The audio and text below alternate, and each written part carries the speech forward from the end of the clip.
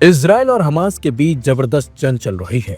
इसी बीच इजराइल की राजधानी यरूशलेम के रामोट इलाके में फायरिंग होने से सनसनी फैल गई। सोमवार को अचानक से हुई इस फायरिंग में 5 लोग मारे गए और 15 से ज्यादा लोग घायल हो गए, जिसमें 7 की हालत गंभीर बनी हुई है। इस हमले के बाद इजरायली प्रधानमंत्री बेंजामिन नेतन्याहू ने इमरजेंसी सिक्योरिटी मीटिंग भी बुलाई। पुलिस और इजराइल की medical service Makan David Adom ने हमले में मारे गए लोगों और घायलों की जानकारी दी है। उन्होंने बताया कि घायलों में 7 की हालत गंभीर है। पुलिस ने बताया कि गोलीबारी शुरू होने के तुरंत बाद 2 हमलावरों को ढेर कर दिया गया। गोलीबारी यरूशलेम के उत्तरी प्रवेश द्वार पर प्रमुख चौराहे पर हुई, जो पूर्वी यरूशलेम में स्थित यहूदी बस्तियों की ओर जाने वाली सड़क है। सुरक्षा अधिकारियों के मुताबिक यरूशलेम के रामोट जंक्शन पर गोलीबारी करने वाले पश्चिमी तट के फिलिस्तीनी हैं। माना जा रहा है कि ये दोनों हमलावर रामल्ला क्षेत्र के गांवों से निकले थे। इजरायली सुरक्षा अधिकारी अभी भी उनकी पहचान की जांच कर रहे हैं। हमले के सीसीटीवी फुटेज में देखा जा रहा है कि सुबह में दर्जनों लोग बस स्टॉप से भाग रहे थे। गोलीबारी के चलते इलाके में पूरी तरह से हड़कंप मच गया और कांच के टुकड़े सड़क पर बिखरे दिखाई दिए। हमास ने इस हमले का स्वागत किया है, हालांकि उसने इस हमले की जिम्मेदारी नहीं ली। उसने इसे अपने लोगों के खिलाफ कब्जे के अपराधों का स्वाभाविक जवाब दिया। वहीं गाजा युद्ध के कारण इजराइल अधिकृत वेस्ट बैंक और इजराइल दोनों के बीच हिंसा में बढ़ोतरी हुई है। इसी दौरान बस्तियों में रहने वाले लोगों और फिलिस्तीनियों के खिलाफ भी हिंसा बढ़ी है। यूएन के मानवीय कार्यालय के आंकड़ों के मुताबिक युद्ध की शुरुआत से लेकर जुलाई 2025 तक इजराइल या वेस्ट बैंक में 49 इजरायलियों की मौत फिलिस्तीनियों के हाथों हुई। इस दौरान इजरायली बलों और नागरिकों की ओर से इजराइल और वेस्ट बैंक में 900 से ज्यादा फिलिस्तीनियों को मार दिया गया। सोमवार की घटना अक्टूबर 2024 के बाद से इजराइल में हुई सबसे बड़ी गोलीबारी है। पिछले साल पश्चिमी तट के 2 फिलिस्तीनियों ने तेल अवीव के एक रेलवे स्टेशन पर गोलीबारी की थी, जिसमें 7 लोग मारे गए थे। इस हमले की जिम्मेदारी हमास ने ली थी। आधिकारिक रामोट जंक्शन गोलीबारी की जांच कर रहे हैं।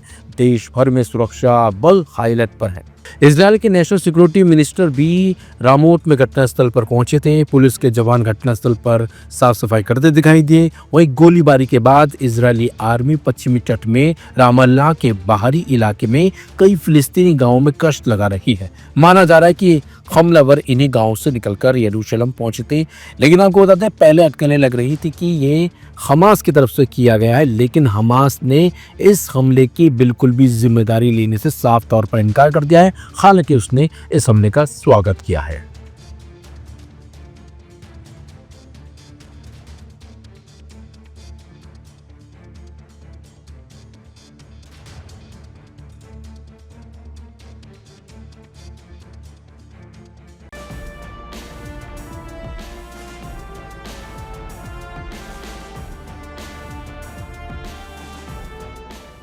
इजराइल वेस्ट बैंक पर लगातार कब्जा करने की कोशिश कर रहा था, लेकिन सऊदी अरब और संयुक्त अरब अमीरात की 2 टूक चेतावनी के बाद इजराइल अब पीछे हट गया है।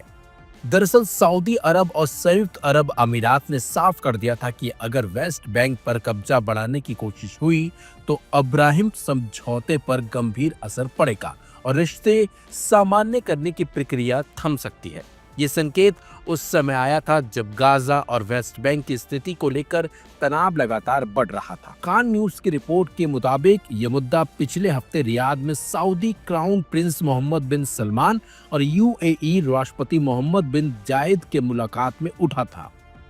सऊदी प्रेस एजेंसी ने भी पुष्टि की कि दोनों नेताओं ने फिलिस्तीन की ताजा स्थिति समेत कई अहम मुद्दों पर चर्चा की थी।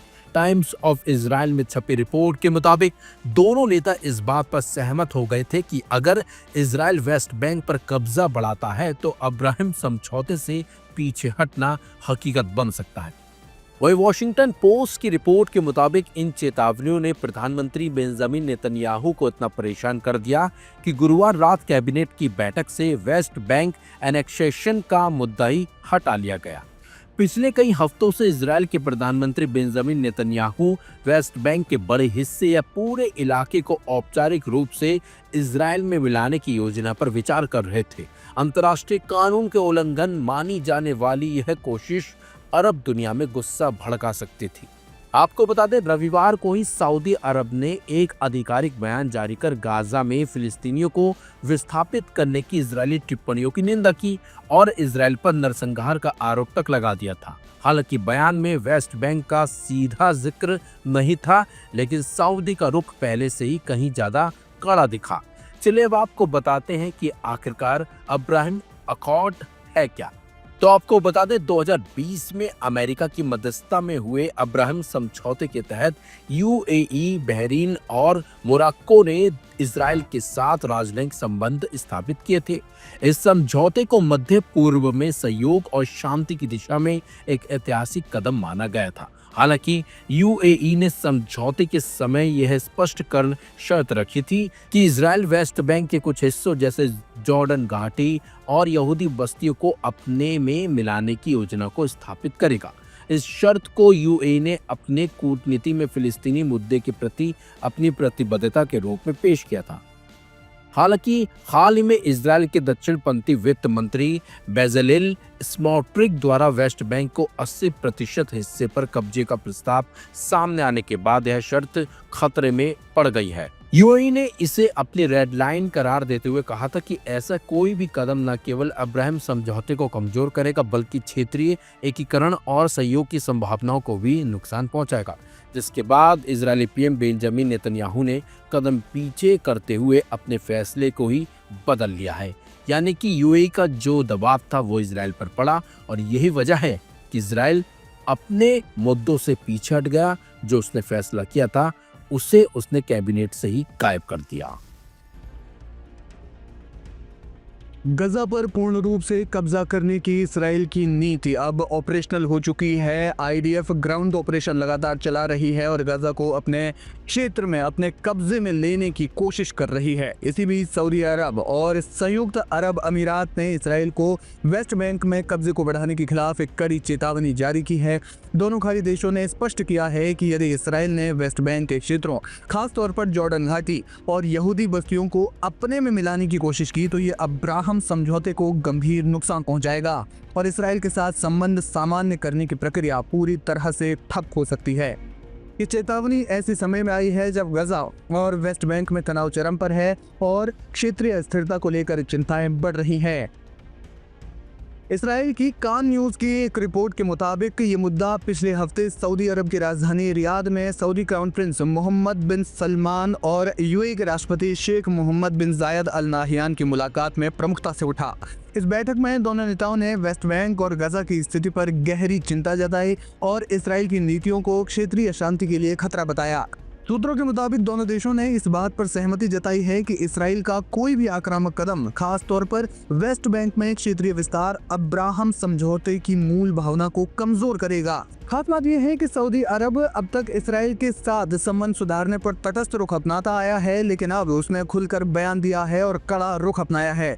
सऊदी नेतृत्व ने बार बार दोहराया है कि जब तक इसराइल 1967 की सीमाओं के आधार पर एक स्वतंत्र फिलिस्तीनी राज्य को मान्यता नहीं देता, तब तक उसके साथ रिश्ते सामान्य नहीं हो सकते। गजा में इसराइल और हमास के बीच चल रहे युद्ध के बाद सऊदी अरब का रुख और सख्त हो गया है। क्राउन प्रिंस मोहम्मद बिन सलमान ने रियाद में यूएई के राष्ट्रपति के साथ चर्चा में इस बात पर जोर दिया कि वेस्ट बैंक में इसराइल की एक तरफा कार्रवाइयां क्षेत्रीय स्थिरता को कमजोर करेंगी।